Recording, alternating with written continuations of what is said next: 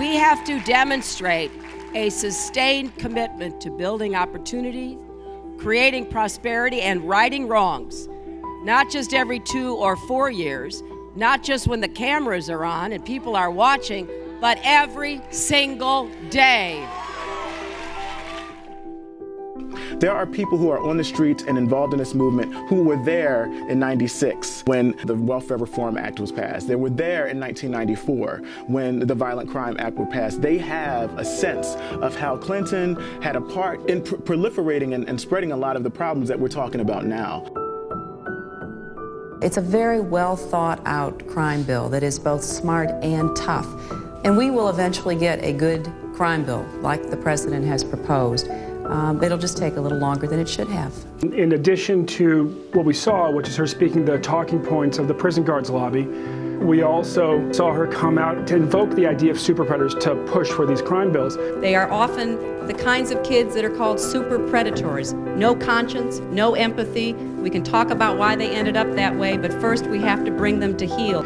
It was never used to describe anyone white. It was always used to describe young black men as a mass, and it made life very tough for us. Well, you know, Hillary Clinton's an old friend, but they're not friends in politics. We profoundly disagreed with the forms of the welfare reform bill. I think it's absurd to suggest she's a friend of children who are in need or families. This is a woman who, when her husband was governor, I first met her at that time, they were bragging about their welfare reform, which destroyed what existed of support for poor children in Arkansas.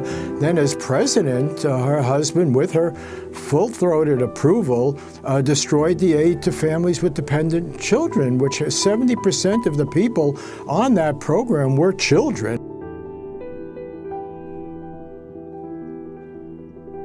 Senator Obama's support among hardworking Americans, white Americans, is weakening again. Hardworking white Americans. I mean, Hillary Clinton flat out said it. Her electability argument boils down, in effect, to working class white Americans are not ready to vote for a black American president. Yeah, it was fairly shocking. I suppose at this rate, by the time we get to Kentucky, it'll be segregation now, segregation forever.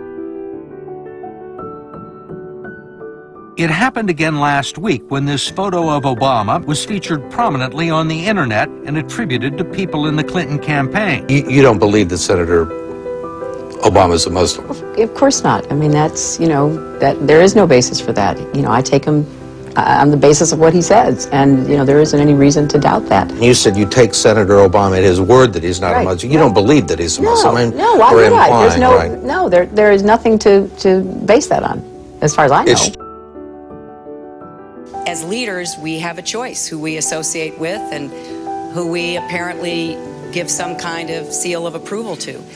And I think that it wasn't only the specific remarks, but some of the relationships with Reverend Farrakhan, with giving the church bulletin over to the leader of Hamas to put a message in. These are problems, and they raise questions in people's minds.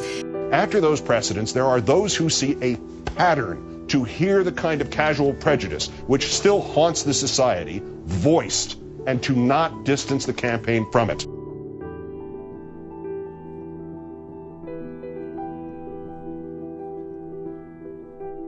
Okay, we know Black Lives Matter. We need to keep saying it so that people accept it. What do we do next?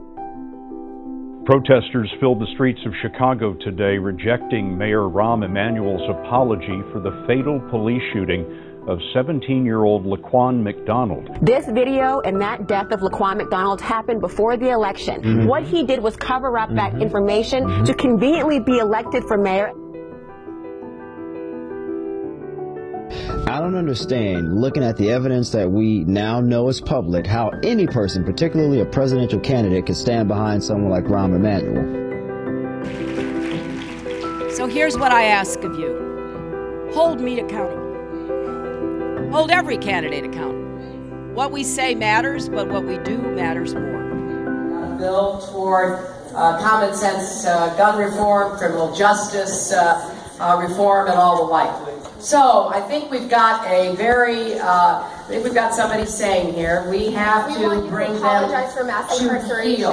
Okay, we'll talk I'm about it. not a super predator, Hillary Clinton. Okay, fine. Now, you want to hear the facts, you just want to talk. You know what? Nobody's ever asked me before. You're the first person to ask me, and I'm happy to address it, but you are the first person to ask me here. Okay, back to the issues. Yes.